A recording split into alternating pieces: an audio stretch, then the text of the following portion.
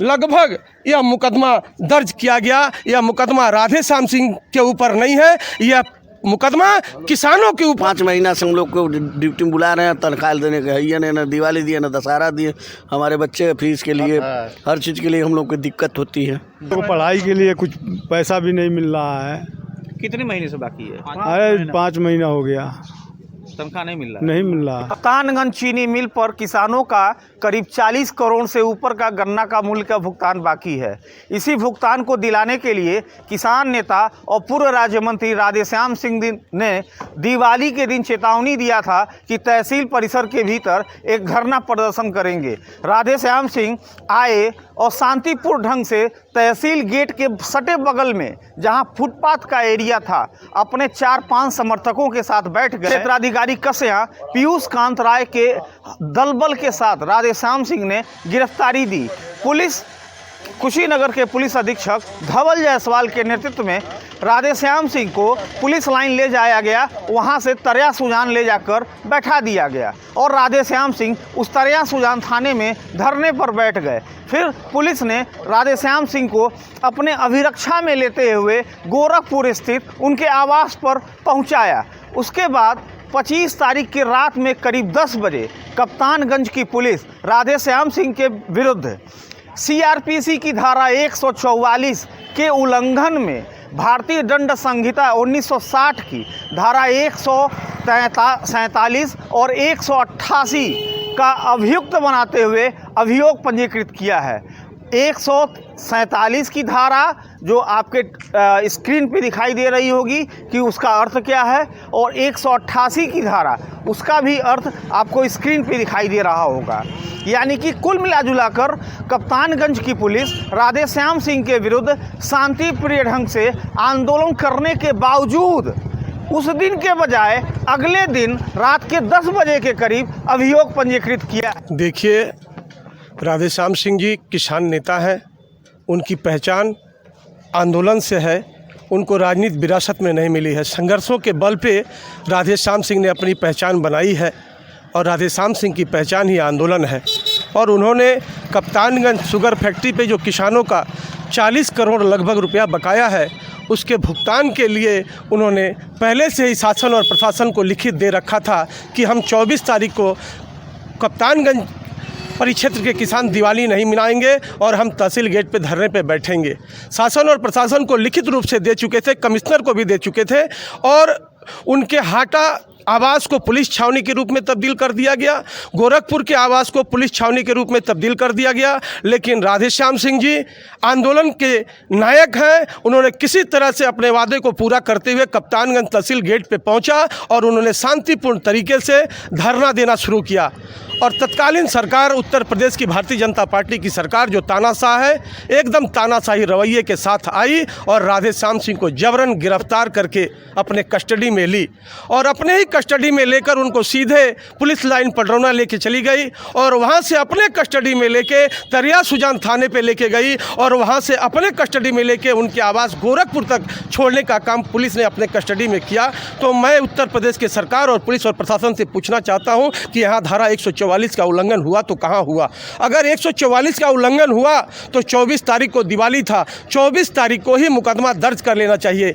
किसके दबाव में शासन और प्रशासन, कुशीनगर के कलेक्टर और कप्तान ने किसके दबाव में आके 25 तारीख को रात को 9:45 बजे लगभग यह मुकदमा दर्ज किया गया? यह मुकदमा राधे श्याम सिंह के ऊपर नहीं है, यह मुकदमा किसानों के ऊपर है, कप्तानगंज और कुशीनगर के किसानों के ऊपर है। मैं यह मांग करता हूं उत्तर प्रदेश सरकार से कि किसानों का 40 करोड़ रुपया बकाया भुगतान हो और राधे श्याम सिंह पर लगे मुकदमे वापस हो। यह मुकदमे किसानों पे लगे हैं, न कि राधे श्याम सिंह पे लगे हैं। देखिए दर्शकों, मैं यहाँ दिखा दूँ, ये मुकदमे की एक कॉपी है।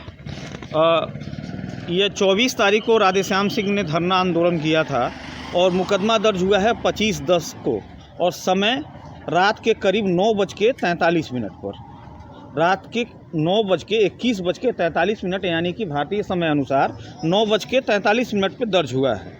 और इसमें वादी देखिए आईपीसी की धारा 1960 की धारा 143 और आईपीसी की धारा 1860 की 188 धारा 143 की धारा का स्क्रीन पे मैं मेंशन कर दूंगा, 188 की धारा जो स्क्रीन पे आप देख रहे हैं। दूसरी तरफ इस मुकदमे में वादी बनाया गया है कप्तानगंज के चौकी प्रभारी विजय शंकर यादव को, और इसकी जांच यानी कि मुकदमे की विवेचना विशाल सिंह को दी गई है। ये आप यहाँ देख लीजिए, जांच अधिकारी का नाम विशाल कुमार सिंह। ऐसे में एक प्रोटोकॉल होता है कि किसी भी राज्य मंत्री या सरकार में हो या विपक्ष में हो, सत्ता में हो या सत्ता से पदासीन हो गया हो, अगर उसके खिलाफ कोई अभियोग पंजीकृत होता है तो इंस्पेक्टर रैंक का अधिकारी जांच करता होता है, एक एसआई नहीं होता है। पता नहीं कप्तानगंज पुलिस को किस दिमाग का क्या हो गया है कि एक एसआई को एक राज्य मंत्री के ऊपर अभियोग पंजीकृत हुआ है और जांच करता एक एसआई बना दिया गया हो। ऐसे में एक बड़ा सवाल कि जब कप्तानगंज पुलिस 24 तारीख को राधेश्याम सिंह को अपने अभिरक्षा में सकुशल लेकर गई और सकुशल गोरखपुर आवास पे छोड़ी, और तब तक शांति भंग का अंदेशा कुशीनगर पुलिस को नहीं था, लेकिन क्या कारण बन गया कि 25 तारीख के रात के 9:43 पर लगा कि राधेश्याम सिंह को शांति भंग का अंदेशा, जबकि राधेश्याम सिंह 9:43 पर गोरखपुर अपने आवास पे थे। और एक बड़ी बात, जिस मुद्दे को लेकर राधेश्याम सिंह कप्तानगंज में आंदोलन किए, कप्तानगंज पे 10-40 करोड़ पर किसानों का बकाया है, इस पे क्या कहेंगे? भारतीय जनता पार्टी की सरकार योगी आदित्यनाथ जी ने अयोध्या में जो 51 लाख दिए जलाकर जो गिनीज बुक में वर्ल्ड रिकॉर्ड नाम दर्ज कराया है, अगर उसमें सिर्फ 21 लाख दिए जले होते और बाकी दियों का पैसा अगर कप्तानगंज शुगर फैक्ट्री को दे दिया जाता और किसानों में वितरित हो जाता तो शायद यहाँ के किसानों का भुगतान हो जाता और उन किसानों के घर भी दिवाली मन सकती थी, उनके बच्चे भी पटाखे जला सकते थे। बहुत अच्छी बात आपने कही कि कम से कम जो दिए का तेल, अगर थोड़ा तेल अगर निकाल लिया गया होता और कप्तानगंज चीनी मिल के किसानों के खातों में चला गया होता तो शायद उनके घर में भी दिवाली मनी होती। ऐसे में समाजवादी पार्टी के वरिष्ठ नेता रमेश जायसवाल जी भी हैं और राधेश्याम सिंह के ऊपर मुकदमा जो दर्ज हुआ है उस पर इनकी अपनी प्रतिक्रिया जानेंगे। पूरे जिले के 7 विधानसभा में भाजपा के विधायक हैं, लोकसभा में माननीय विजय कुमार दुबे जी सांसद हैं, उसके बावजूद अगर इस फैक्ट्री की यह दुर्दशा है तो यह बहुत चिंतनीय विषय है। और मैं यही कहूँगा कि जो भी विशेष हो जिसके प्रभाव से यह फैक्ट्री चल सके और जिसके प्रभाव से यहाँ के गरीब किसानों को भुगतान हो सके, उनसे मेरा निवेदन है, आग्रह है कि उनका भुगतान हो, फैक्ट्री चलाया जाए। ये क्षेत्र भी उनका है और इस क्षेत्र के लोग भी उनके हैं, और ऐसा न हो कि इस क्षेत्र के लोग उदासीन हो जाएं और किसान पैसे के लिए परेशान हो जाए। तो मेरा सबसे यही निवेदन है कि फैक्ट्री को चलाया जाए। भुगतान तो बाकी है। इस समय यहाँ के कर्मचारी हमारे साथ हैं, इनकी भी बहुत तकलीफ़ें हैं, बहुत व्यथाएं हैं। इनको भी समय से सैलरी नहीं मिल पा रहा है, जैसा इन लोगों का कहना है। इनके परिवार में भी बच्चे दिवाली नहीं मना पाए, खाने के लिए कुछ नहीं है, बच्चों को पढ़ाई के लिए कुछ पैसा भी नहीं मिल रहा है। कितने महीने से बाकी है? अरे 5 महीना हो गया, तनख्वाह नहीं मिल रहा। नहीं मिल रहा। आप तो बड़े अधिकारी हैं। हमारे बड़े अधिकारी हैं, लेकिन हम लोगों का भी नहीं मिला है। कितने कर्मचारियों का बाकी होगा वैसे? जितने कर्मचारी हम लोग हैं इतने वो परमानेंट सबका बाकी है। ये 5 महीना से हम लोग को ड्यूटी में बुला रहे हैं, तनख्वाह देने के है ना, दिवाली दिए ना दशहरा दिए, हमारे बच्चे फीस के लिए हर चीज़ के लिए हम लोग को दिक्कत होती है। तो किससे कहें जाए, हम लोग कोई सुनता ही नहीं है। कितने कर्मचारी होंगे इस समय? इतनी समय कर्मचारी हम लोग 60-70 हैं। इतना लोग की व्यवस्था नहीं कर पा रहे हैं मालिक हमारे, किसी को नहीं मिला। किसी को नहीं मिला।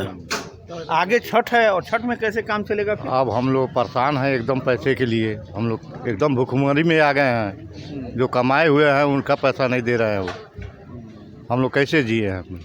देखिए व्यथा है इन लोगों की, काफ़ी तकलीफ़ें हैं। आप लोगों को भी सैलरी नहीं मिल रही? हाँ, नहीं मिला, अभी तक कोई सैलरी नहीं मिला। सैलरी हम लोगों को भी नहीं मिला, बहुत तकलीफ़ है। हम लोग दशहरा दिवाली छठ कैसे चल रहा है, भगवान भरोसे चल रहा है। मिल के आश्वासन दे रहा है, प्रबंध तंत्र के लोग क्या कह रहे हैं? वो तो कह रहा है देने के लिए, लेकिन 5 महीना हो गया कुछ नहीं दिया। तो फिर आप लोग आंदोलन का रुख क्यों नहीं अपना लेते हैं? आंदोलन का रुख अपना नहीं लेते हैं। वो कह रहा है कि आज दे देंगे, कल दे देंगे, परसों दे देंगे। इसी में हम लोग तो देख रहे हैं, ताक रहे हैं। अगर छठ बीत जाती है तो हम लोग भी आंदोलन पर रहेंगे। छठ बीतने के बाद आंदोलन करेंगे। हाँ, अच्छा, चीनी मिल के जो आर के सक्सेना है, जो बड़े मालिक हैं, उन लोगों को सैलरी मिल रही है? बल्ली वगैरह को मिल रही है? हाँ, हम लोग तो मिल रही है, उन लोग अपना ले रहे हैं, उन लोगों के हाथ में है, सब सैलरी अपना ले रहे हैं। अच्छा, जीएम और सक्सेना सब को इन लोगों सैलरी का मिल हाथ रही है? इन लोगों को मिल रहा है। हम लोग छोटे कर्मचारियों बस का छोटे बाकी है। कर्मचारी मारे जा रहे हैं। देखिए, छोटे कर्मचारियों को सैलरी या चीनी मिल प्रशासन नहीं दे रहा है, जबकि बड़े कर्मचारी गिनती में 2-3 होंगे, उनको सैलरी मिल रहा है, जैसा कि इन लोगों का ये कहना है। और इन लोगों का सैलरी 5-6 महीने 24 तारीख को कप्तानगंज चीनी मिल पर 44 करोड़ बकाये को लेकर के तहसील गेट पर हम सभी किसान धरना देने गए थे। 36 घंटे बाद पुलिस कप्तान ने मेरे विरुद्ध मुकदमा दर्ज किया है।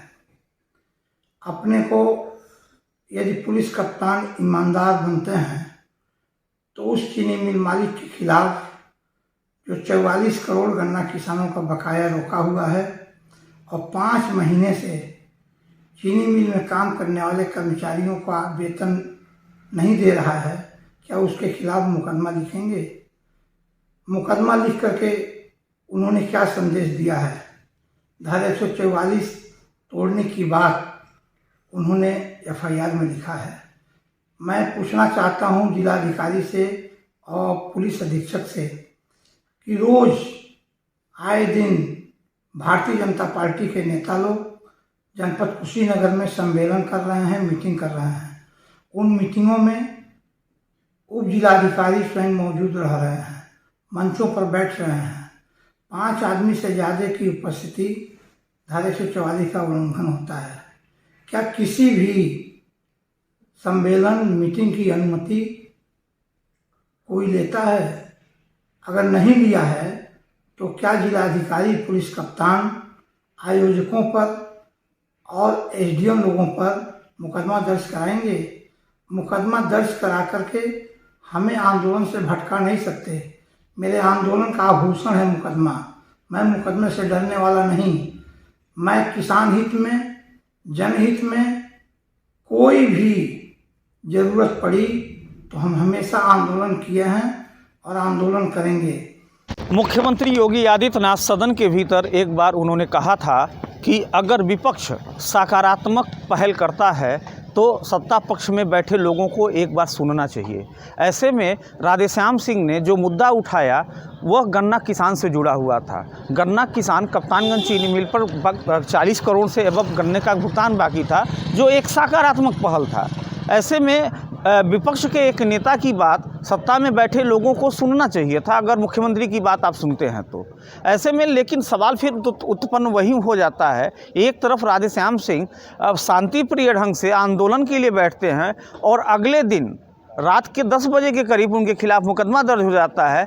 और इसी मुद्दे को लेकर समाजवादी पार्टी के कार्यकर्ताओं में पूरी तरह से उबाल है, आक्रोश है। अब देखना होगा छठ बाद समाजवादी पार्टी इस रणनीति को किस अंजाम तक पहुंचाती है।